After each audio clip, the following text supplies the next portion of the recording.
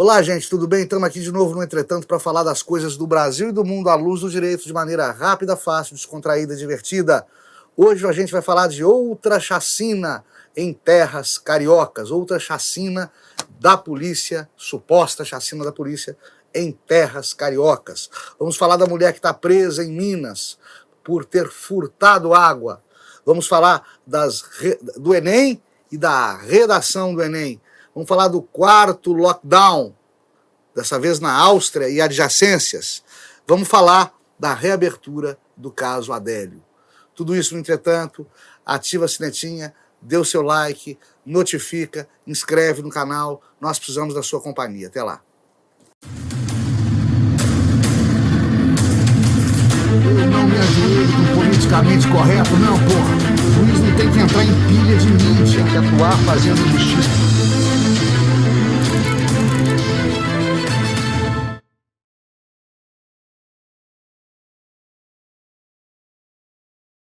Tem uma senhora presa em Minas Gerais desde julho porque teria furtado água da Copasa.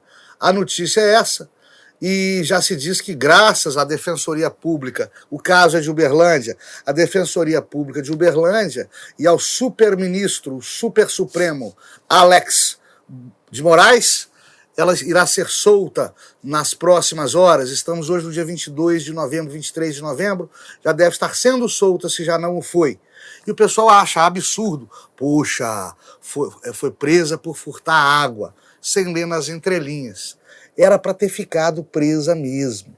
E, poxa, meus pêsames para a Defensoria Pública de Uberlândia, meus pêsames para o ministro Alex de Moraes, porque realmente não tem como admitir uma soltura desta natureza. Esta mulher furtava a água da Copasa, o registro dela foi interditado, ela foi proibida de voltar a furtar água, ela voltou a furtar água, descumpriu a ordem judicial, a equipe da Copasa foi lá, ela xingou o pessoal da Copasa, agrediu o pessoal da Copasa, chegou a polícia lá, ela xingou a polícia, agrediu a polícia. Não é só furto, é resistência, desacato, lesão corporal, descumprimento de ordem judicial. O que mais vocês querem para manter uma pessoa presa? Olha, pode ser furtar uma caneta, né? Se eu furto uma caneta hoje, a polícia fala, não faz isso não. Eu furto uma caneta amanhã, a polícia fala, não faz isso não. Eu furto a terceira vez a caneta, a polícia me manda parar de furtar a caneta, eu não paro, a polícia volta, eu xingo a polícia, eu desacato a polícia, o juiz fala, não pode mais furtar a caneta, eu vou furtar assim e pronto.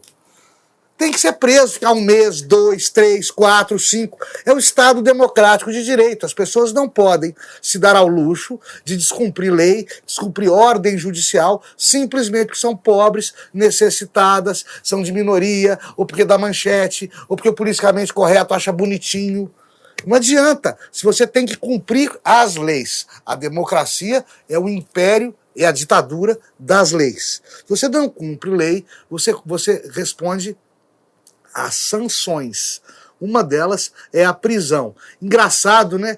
Acha um absurdo essa senhora que, graças a Deus, o nome dela não foi divulgado, está presa depois de fazer esse escarcéu todo, esse barraco todo, ter descumprido um monte de determinações legais, de ter praticado um monte de crime, e o pessoal acha um absurdo. Daniel Silveira e Roberto Jefferson, porque falaram o que pensam, estão presos, e um monte de gente não acha um absurdo. Muita empresa estrangeira, sobretudo norte-americana, não vem para o Brasil de medo da ineficiência das nossas instituições, principalmente do Poder Judiciário. É por fatos como esse.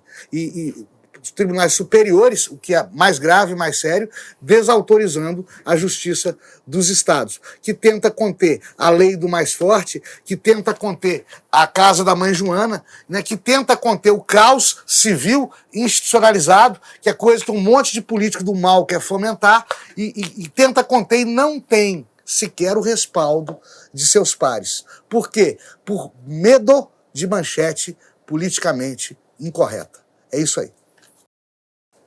Se conseguiu, através de recurso da própria vítima, o presidente da República, Jair Bolsonaro, que se reabra parcialmente o caso Adélio para se verificar, através da quebra de sigilo bancário, telefônico, fiscal, do seu advogado doutor Zanoni, se realmente ele foi pago só como foi pago, conforme alegado, pago por um pastor evangélico da igreja que o Adélio frequentava. Já conversei com o doutor Zanoni sobre isso, vão cavucar e vão descobrir isso, que quem pagou o Adélio foi um pastor de igreja evangélico, que pagou míseros, acredito que 2 ou 4 mil reais, ou 6 mil reais, enfim, pouca coisa para o advogado se deslocar para tentar fazer a defesa possível daquele falso translocado que quase matou o então pré-candidato, então candidato Jair Bolsonaro, hoje o nosso presidente da República. Não há mandantes no caso Adélio.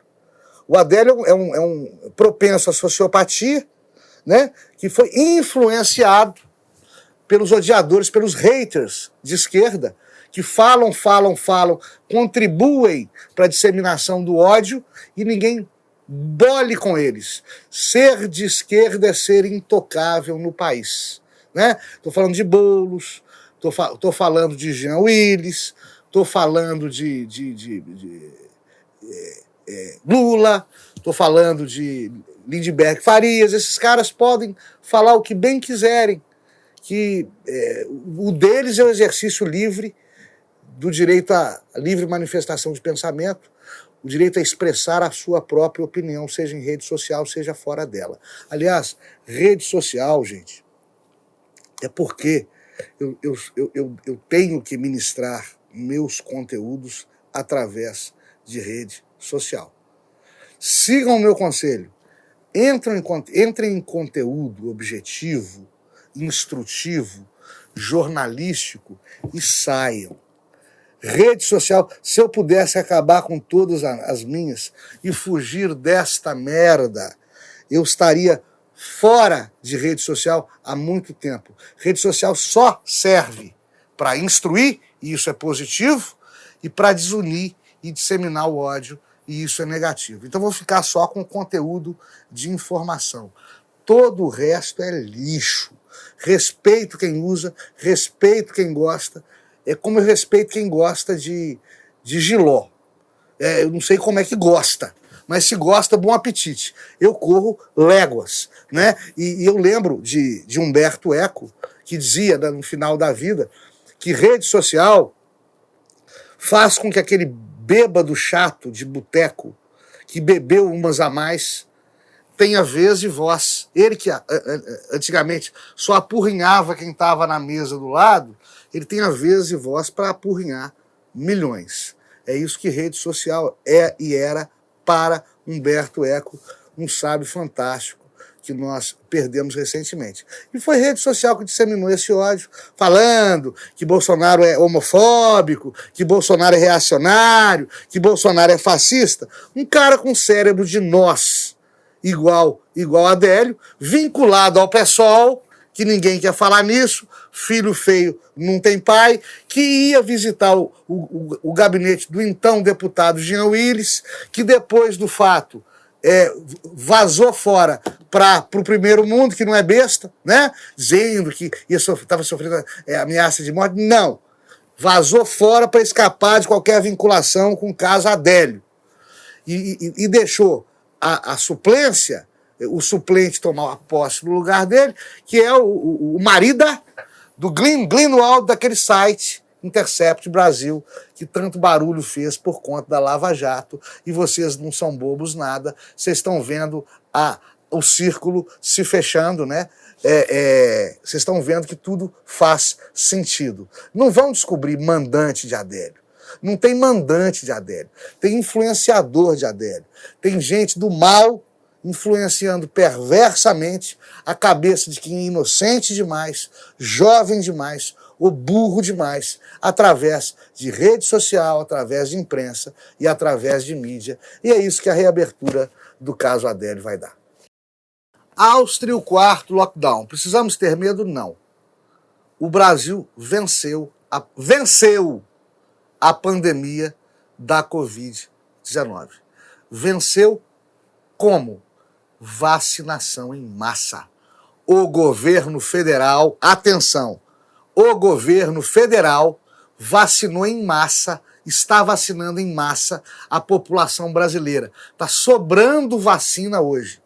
É o que eu falei em junho, julho, quando aprumou a vacinação. Vai sobrar vacina. Tem prefeito, governador com medidas de retaliação contra pessoas que não se vacinam. É besteira. 90% da população brasileira não é anti-vacinação.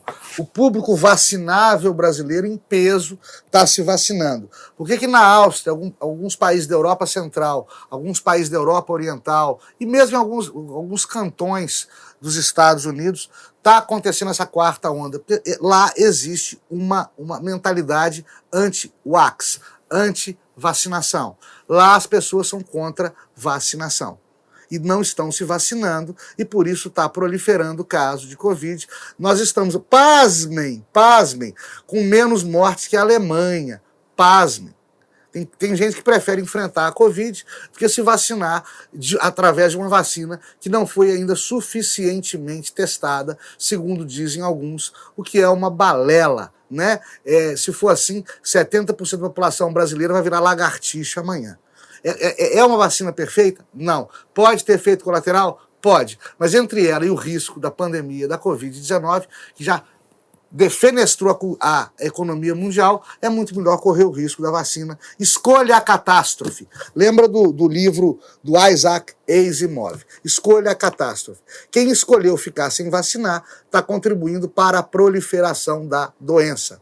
Erros e acertos da política de enfrentamento à pandemia do governo federal brasileiro, do governo Bolsonaro, né?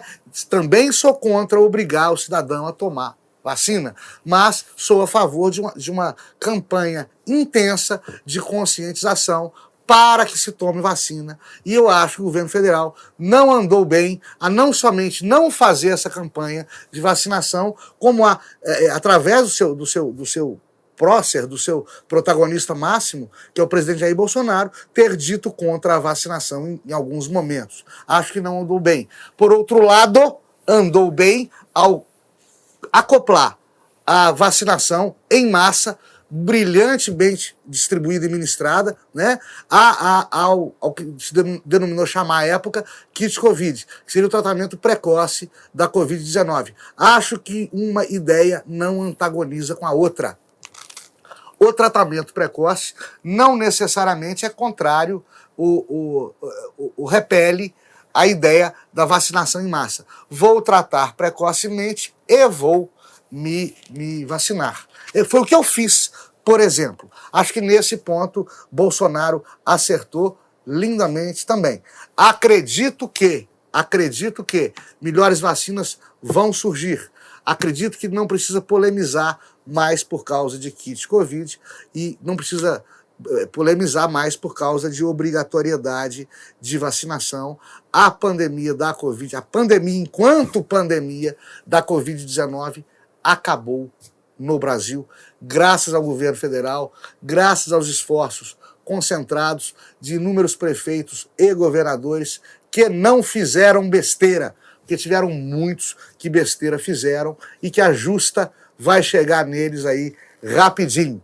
E Áustria e Companhia Limitada, simplesmente por conta de uma falsa intelectualidade, que ao invés de aproximá-los ou representá-los no primeiro mundo, os afastam da civilização e os devolvem a um convívio com primatas, né, com primatas primitivos que teimam em demonizar a descoberta científica que promete imunizar em parte a grande maioria da população mundial. Não corremos o risco da quarta onda, tá bom? Outra chacina no Rio de Janeiro. 8 mortos, desovados no Complexo do Salgueiro. Olha só a manchete. E atenção para a nova língua, né, descoberta do George Orwell, que é a linguagem do politicamente correto, né? Quando é bandido que morre em grupo, nas mãos da polícia, é chacina. Até prova em contrário é chacina. Quando é um só, é execução. Policial morto em confronto com bandido já não chama chacina, já não chama execução. É um incidente que está sendo apurado pelas autoridades. E depois que apura também não mostra o que o incidente deu. Mas tem mais. Bandido preso é suspeito, mesmo depois de condenado. Já político não. Político preso é corrupto, mesmo sem condenação. Comunismo, proibido falar de comunismo. Pode falar de socialismo, que é mais bonitinho. Tem uma cartilha do PT. Tem uma cartilha do PT ensinando isso. Gente, não vamos falar de comunismo, não. Vamos falar de socialismo, tá? Vamos evitar falar de comunismo. Esse terrorista é libertário, revolucionário, lutou contra a ditadura. Caso do Mandela, que jogava bomba, e é Nobel da Paz, né? Que Deus o tenha. E Dilma Rousseff, que era assaltante de banco. Esses são revolucionários do bem. Ex-presidiário é preso político se for de esquerda. Lula. Eduardo Cunha, que também é ex-presidiário, não é preso político, não. Roberto Jefferson, Daniel de Oliveira, o deputado, são presos políticos, não. Estão presos por quê? Por manifestar opinião. O que eles fazem é ato antidemocrático, porque não são de esquerda. Isso é nova língua.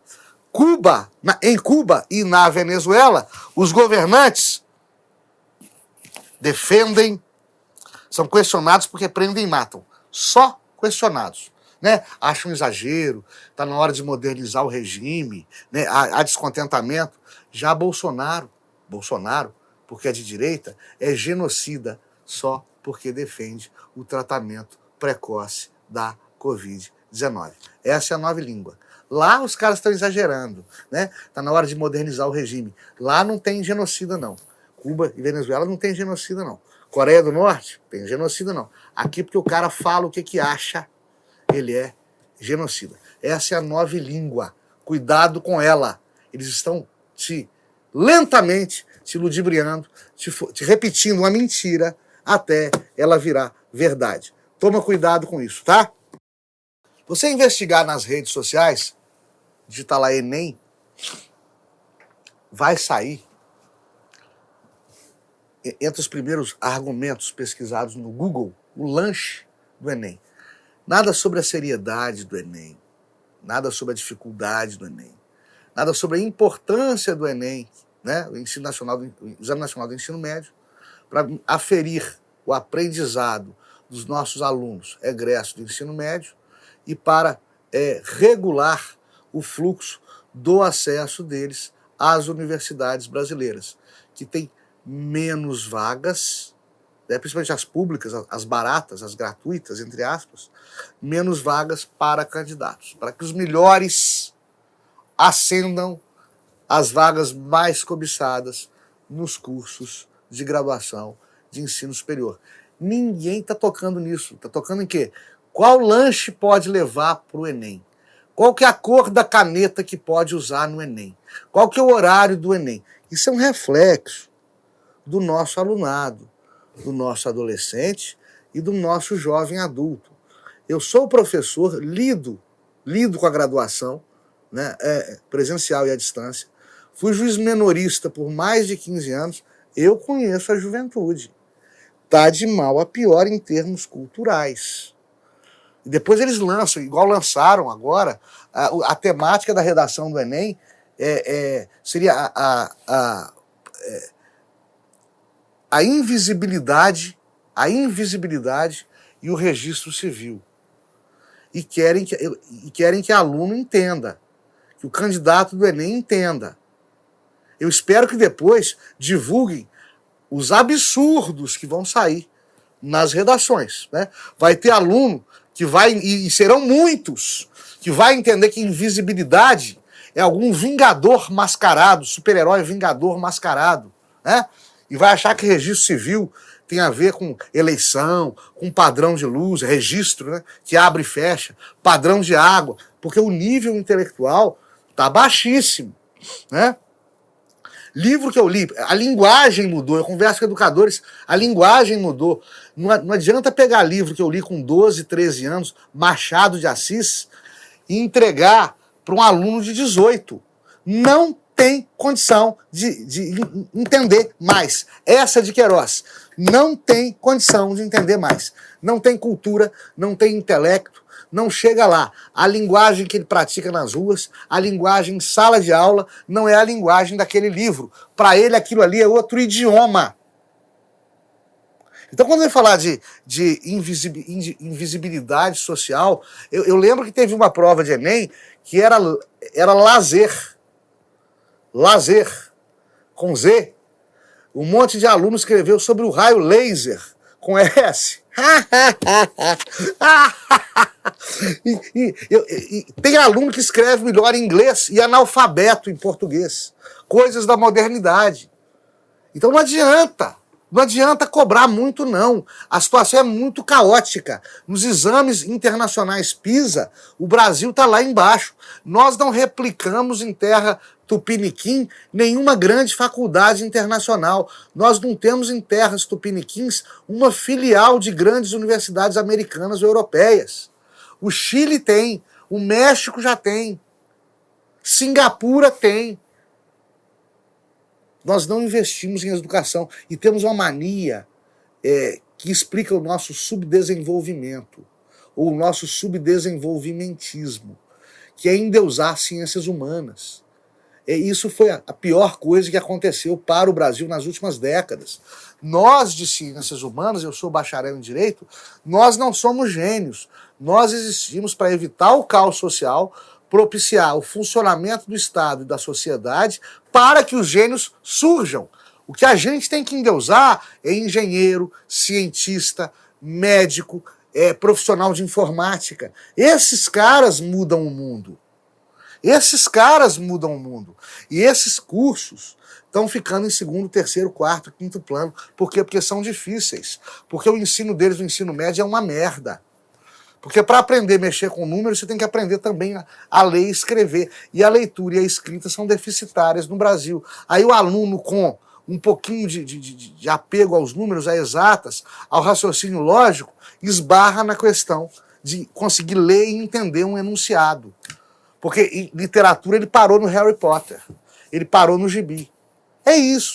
Aí, a redação do Enem vai falar de invisibilidade social. É super-herói vingador.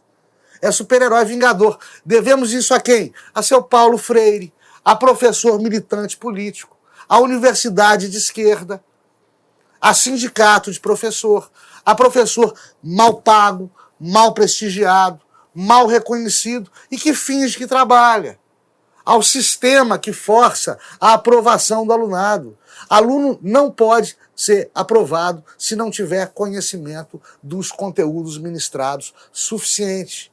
É estelionato intelectual você aprovar um aluno que não merece ser aprovado. E é isso que acontece o tempo todo em estabelecimentos de ensino públicos e privados desse Brasil de meu Deus. Tá bom, gente? Vamos rezar para isso parar de acontecer logo. E bom Enem para todos. Até a próxima. Dê o seu like, clique na sinetinha e inscreva-se no canal.